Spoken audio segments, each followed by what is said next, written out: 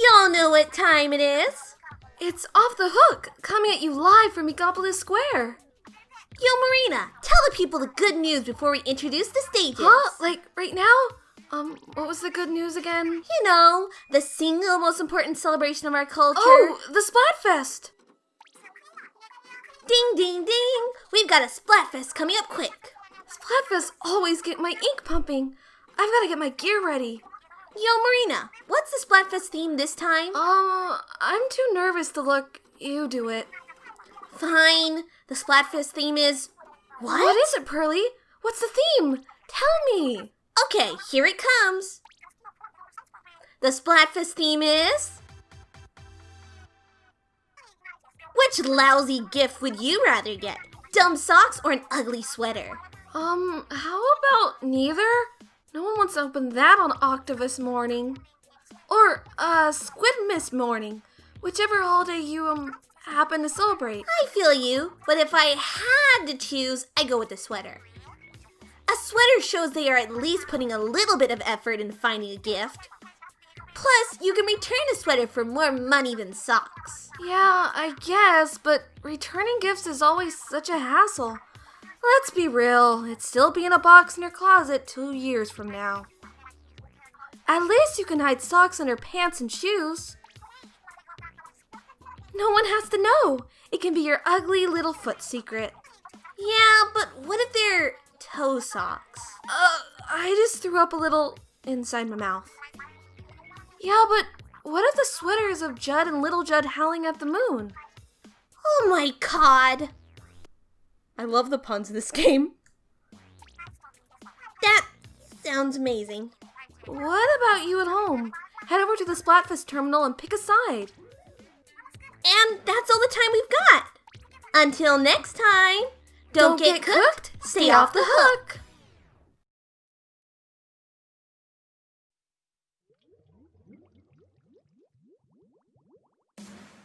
Hello everybody, it's here to you, and welcome back to Let's Play Splatoon 2 Splatfest.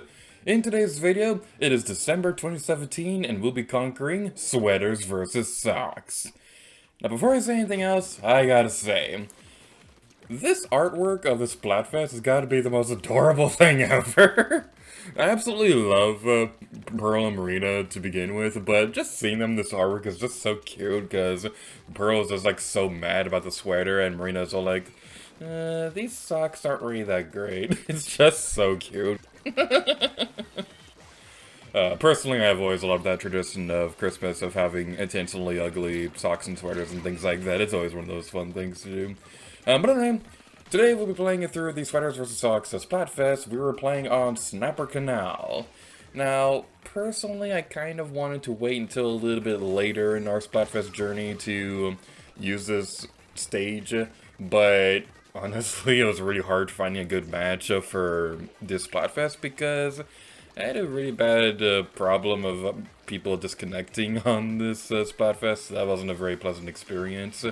Now, I try my best not to look at the results or anything like that when I'm getting the footage for Splatfest, but I am trying to avoid using any footage where somebody disconnected or anything like that, because it's not really a fair fight when you do that. And I kind of wish that in Splatoon 3 they make it so that anybody who disconnects gets replaced by an AI character or someone like that. But anyway, about the actual Splatfest itself, this one happened from December 16th, 2017 to December 17th, 2017. And I have a bit of a fun story about this Splatfest. Not exactly the Splatfest itself, but on the topic of Christmas things, because this did happen during December 2017. So, I remember that Christmas itself being really fun, because prior to that actual Christmas day or anything like that, I already had gotten most of the Switch games, most of the bigger Switch games that I wanted that year. So, mostly when it comes to Christmas and things like that, whenever I'm planning out Christmas events or anything like that, I'm mostly focused on actually doing stuff for other people, rather than actually making wish lists or anything like that. I obviously do have a wish list, because who doesn't, but still. I remember this particular Christmas was a really fun one, because money was a little bit tight this year, and whenever we have a Christmas like that, we have a rule in the family where we do like one big present for the individual people and a bunch of smaller things so that it's still a special day. And we're not materialistic or anything like that. We mostly just enjoy spending time with each other on Christmas because my family is awesome. But what I really loved was that this particular Christmas, we did a thing where we had these book ornaments on our Christmas tree, and they were just the right size to have a Switch cartridge inside. So, if I remember correctly, we got my sister Monopoly for Nintendo Switch. I don't remember what we got our mom, but I remember that they had Rayman Legends for Nintendo Switch in my book ornament, and I was really excited about that because Rayman Legends was one of my favorite platformers on the Wii U.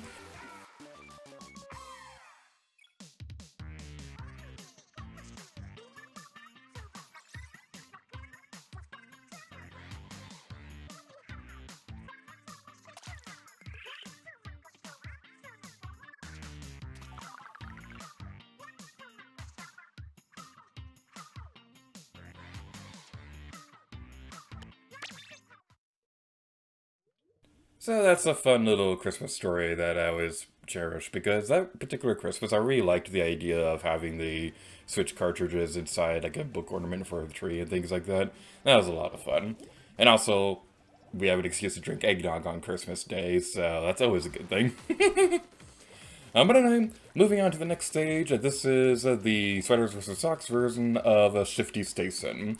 This one is called Fancy Spew, which I believe is a reference to the Nancy Drew series. I never actually read those books, but I knew some kids in middle school who really loved those books and things like that. So I don't actually know what they're about. But what I do know is something that's kind of funny is that this particular Splatfest stage, we actually ended up playing this recently on the channel because when Gaming with Pi and I were doing the Mayo versus Ketchup Splatfest rematch stream thingy. This was one of the stages that we ended up playing, so that was a lot of fun. And speaking of Splatfest stuff, let's talk about what this Splatfest was like in other regions. So, at the risk of sounding like Cherry Conway, in Japan, this Splatfest was innerwear versus outerwear. Now, this one was interesting, but it was also kind of weird, because the artwork that they had for it used, like, actual human models and things like that, which I'm sure that makes sense with the context of the actual Splatfest theme itself, but it also feels a little weird having, like, humanoid models in a Splatfest artwork thing. It's just a little bit weird in my personal opinion, because at this point in the Splatoon lore, humans have kind of been extinct for 12,000 years. So, in Europe, this is like the cool version of Splatfest. This was a film versus book, and that one was a lot of fun too, although I didn't actually get a chance to play that one because I don't live in Europe, nor do I have a European Switch account. But yeah, the theme of that one is like really cool, and like personally I prefer movies, because when you're reading a book, you kind of have to like commit time dedicated only to the book, because like you can't like play on your Switch or something like that while the book is in the background like you can with the movie. Movies in general, I just personally prefer those because you can do more stuff while the movie itself is playing in the background and things like that. But I probably shouldn't be saying this considering the fact that I wrote a book and I should probably market that sometime. That reminds me of something funny. So, there's this thing that I posted on Twitter a little while back where, and I still honestly do believe this, it kind of feels like sometimes I spend more time promoting Tokyo Mirage and Sharp FE Encore than I do actually promoting my own book. That's just something that's kind of amusing. I've been thinking about this a lot lately, wondering what my book would be like if it was a movie. If that ever did happen, I think I'd personally prefer it to be animated or something like that, because while live-action movie adaptations are mostly good for the most part, I think the World of Corporate Adventures would more be better suited for like an animated movie or something like that. But anyway, enough about that, because that's going to be it for this episode of Splatoon 2 Splatfest. So thank you all so much for watching this video. In the next episode, we're going to be moving on to a whole new year with January 2018, as we'll be taking care of action versus comedy. And something really neat that we'll be doing with Splatfest videos moving forward is that for most episodes, not all of them, but for most of them, we're gonna have some kind of fun little thing where we'll be showcasing some kind of awesome fan creation from the Splatoon community. This can include things like cosplays or animations or artwork drawings or things like that. So we'll definitely be starting that in the next episode. But thank you all so much for watching this episode of Splatoon 2 Splatfest, and next time, Lady Gear to you. Oh yeah. Y'all know what time it is. It's Off the Hook, coming at you live from Megapolis Square.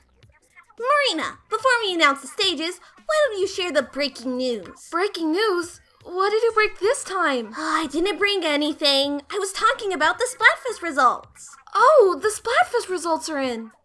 Alright, let's see what team was the most popular. Let's find out. Bada bada bada. Bada bada bada. Blam! Ba-blam! How about them apples, Marina? Alright. Now for the part that matters. Yeah, popularity isn't everything. Time to see which team won the most battles. Please, please, please. Bada bada bada. Bada bada bada. Blam! Ba-bam! Are you kidding me? Wow! Okay, y'all, it's time. The final results. The winner of this Splatfest is... Blam! Blam! Team Sweater be better! Team Socks tried to make a bet, but Sweaters didn't break a sweat. So pay a debt and take a jet for making all your vacant threats. Booyah! Okay, I deserve a raise. If you participated in the Splatfest, your prizes are waiting in the square.